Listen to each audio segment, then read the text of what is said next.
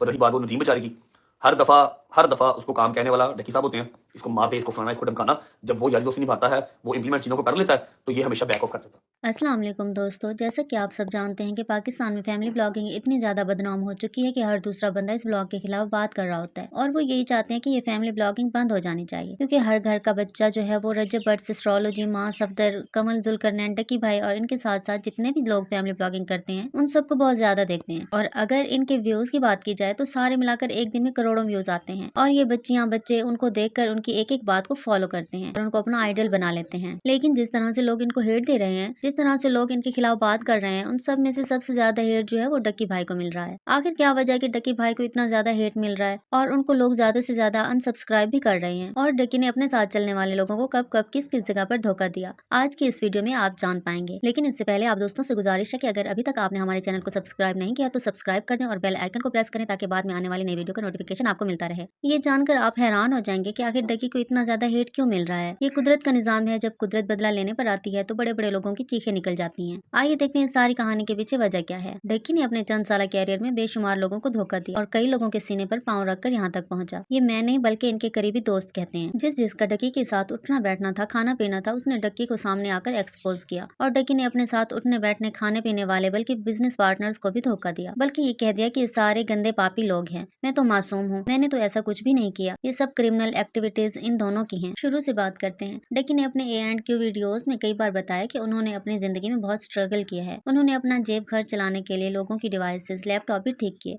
और इसी तरह से वो अपना जेब खर्च चलाया करते थे।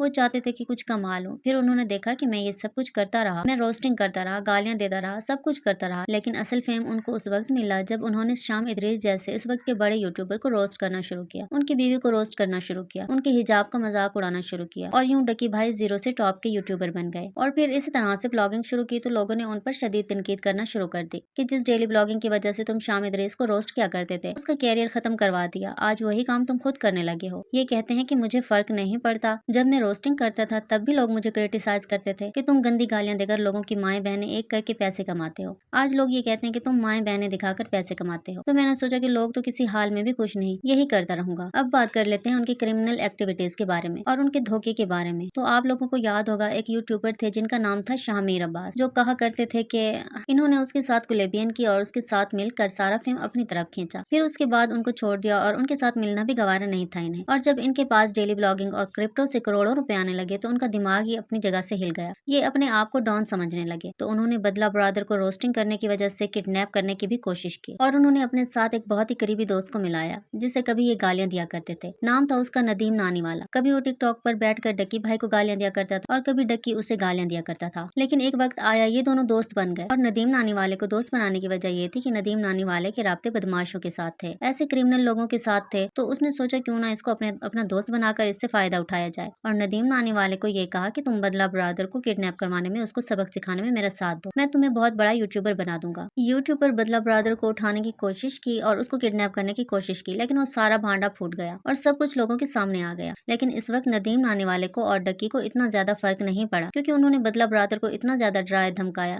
उससे कोई बहुत ज्यादा एग्रीमेंट्स करवाए। वो जानते थे कि अब बदला ब्रदर बोलेगा नहीं, क्योंकि हमने उसकी पूरी फैमिली को डरा के रख दिया। अब वो खामोश हो गया है। लेकिन नदीम नानी वाले के साथ क्या हुआ? नदीम नानी वाला बाहर जाने के बाद वापस जब डक्की भाई के पास आता है तो डक्की भाई उसको लिफ्ट नहीं कराता। नदीम नानी वाला कहता है कि मैं डक्की के पास गया और मैंने कहा यार 1 साल गुजर गया है, कोई वीडियो नहीं बनाई हमने, ना मेरा चैनल, वो जो आपने कमिटमेंट की थी पूरी हुई। तो उसने कहा कि मैं अब अपनी बीवी के साथ आता हूँ, अब मैं तुम्हें नहीं ले सकता। उसने मेरा दिल बहुत दुखाया और ये बातें नदीम नानी वाले ने खुद ही बताई कि डक्की ने मुझे धोखा दिया है। क्योंकि डक्की के पास जब मैं दोबारा गया हूँ तो डक्की कहता है कि अब तो मैं अपनी फैमिली के साथ ब्लॉग बनाता हूँ, मैं तुम्हें अपने साथ नहीं रख सकता। लेकिन नदीम नानी वाला वही है जिससे उन्होंने क्रिमिनल एक्टिविटी करवाई थी, बदला ब्रदर को कैप करवाने की कोशिश की थी। लेकिन कुछ ही अरसे के बाद जब उन्होंने देखा कि रजब भट्ट बहुत फेम पर जा रहा है, रजब भट्ट बहुत हिट हो रहा है, तो उन्होंने रजब भट्ट के साथ कोलैबोरेशन करना शुरू कर दी। लेकिन कुछ ही अरसे बाद उन दोनों के दरमियान में, बल्कि तीनों के दिमाग में ये आइडिया आया कि क्यों ना हम कोई कोर्स बनाकर पाकिस्तानी अवाम को बेवकूफ बनाएं और इनसे करोड़ों रुपया कमाएं। आप अंदाजा लगाएं जो करोड़ों बच्चे इनको देखते हैं, छोटे छोटे बच्चे हैं। आप यकीन जानिए छोटे छोटे बच्चे उनको देखते हैं। इनसे 5-5 हजार अगर इकट्ठा कर लें तो कितना माल इनके पास जमा हो जाएगा। जब डकी को पता चला कि बैठे बैठे उस कोर्स को बेचने से मुझे करोड़ों रुपया मिल जाएगा तो वो चीख चीख कर बल्कि सारा का सारा मलबा अपने ऊपर लेने के लिए तैयार था कि ये कोर्स बहुत जबरदस्त है। जो कोर्स मैं आपको कह रहा हूँ उस कोर्स से आप करोड़ों रुपया कमा सकते हैं। कोर्स से आप अमीर बन जाएंगे। हर जगह पर डकी सबसे आगे हो रहा था। लेकिन फिर जब तलहा रिव्यूज ने उस कोर्स के बारे में सारा भांडा फोड़ा और बताया कि ये एक फ्रॉड है, उनको तो खुद कुछ नहीं आता क्योंकि ये सब मेरे पास अपनी चीजें बेचने के लिए आते हैं। ये मेरे पास सब मामलात सीखने के लिए आते हैं। मैं इन सबको बताता हूँ कि पाकिस्तान में अपनी शर्ट्स, परफ्यूम, ये सब चीजें किस तरह से बेचनी है। ये मुझसे सीखने आते हैं। ये आप लोगों को कौन सा कोर्स बेचेंगे। इस फ्रॉड के बारे में जब तलहा ने बात की तो उसके वालिद को उठा कर ले गए। अब मुझे एक बात और बड़ी तकलीफ दे रही है कि तलहा ने जब ये बात कही थी कि मेरे वालिद को नंगा करके करंट लगाया जा रहा है तो मुझे बड़ी तकलीफ हुई थी। मुझे डकी से बहुत ज्यादा नफरत हुई थी, डक्की से, नदीम नानी वाले से, रजब भट्ट से, और मुझे यूं लग रहा था कि ये तलहा इनको सही ठुकरा रहा है। लेकिन कुछ ही दिन के बाद तलहा ने उनके साथ हाथ मिला लिया। लेकिन एक तरफ जब आपने ये जुमला बोला था कि मेरे वालिद को उठा कर ले गए, इनके कपड़े उतार कर उन्हें करंट लगाया जा रहा है, CIA वाले उठा कर ले गए, आज आप डकी के साथ बैठ गए हैं तो बड़ी शर्म की बात है। और अगर हम इनके धोखे की बात करें तो आपने मुनीब की मीम तो देखी होगी, उसकी कहानी आपने सुनी है, नहीं सुनी तो सुने, आपको पता लग जाएगा कि ये डकी किस तरह से लोगों को धोखा देता है। कल तक ये रजब भट्ट नदीम नानी वाले के साथ बैठकर कोर्स का सारा मलबा अपने पर ले रहा था। ये हमने बनाया है, ये हमने बनाया है, इससे आपकी जिंदगी में फायदा होगा। लेकिन जब इसको लगा कि इतना ज्यादा हेट सिर्फ मुझे मिल रहा है और मेरा कैरियर खत्म होता जा रहा है, मुझे लोग अनसब्सक्राइब करते जा रहे हैं, तो उसने फौरन ये फैसला किया कि मैं जाकर माफी मांग लेता हूँ। और वहाँ बैठकर उसने कहा कि सारी की सारी क्रिमिनल एक्टिविटी में मैं नहीं था, बल्कि नदीम नानी वाला और रजब भट्ट थे। मैंने इन दोनों को कहा कि आकर माफी मांग लो, सुलह कर लेते हैं, लेकिन उन्होंने नहीं किया।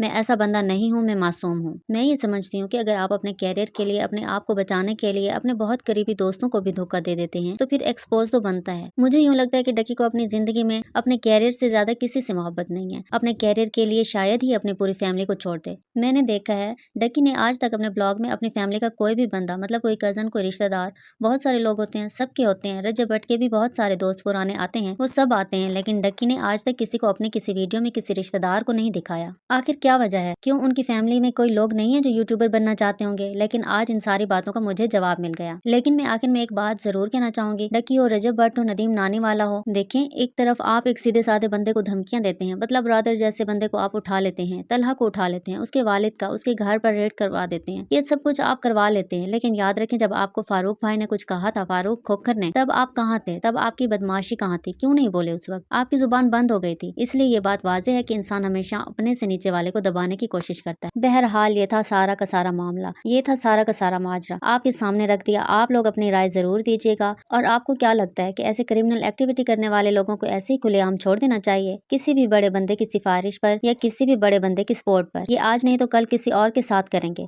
लेकिन एक बात जहन में रखें, हर जगह पंगा करना अच्छा नहीं होता, कभी कभी बहुत मसाइल भी खड़े हो जाते हैं। उम्मीद है कि मेरी बातें आप लोगों को समझ आई होंगी। अपना बहुत सारा ख्याल रखिएगा, दुआओं में याद रखिएगा। अल्लाह ताला इन सबको और हमें भी हिदायत दे। आमीन। अल्लाह हाफिज।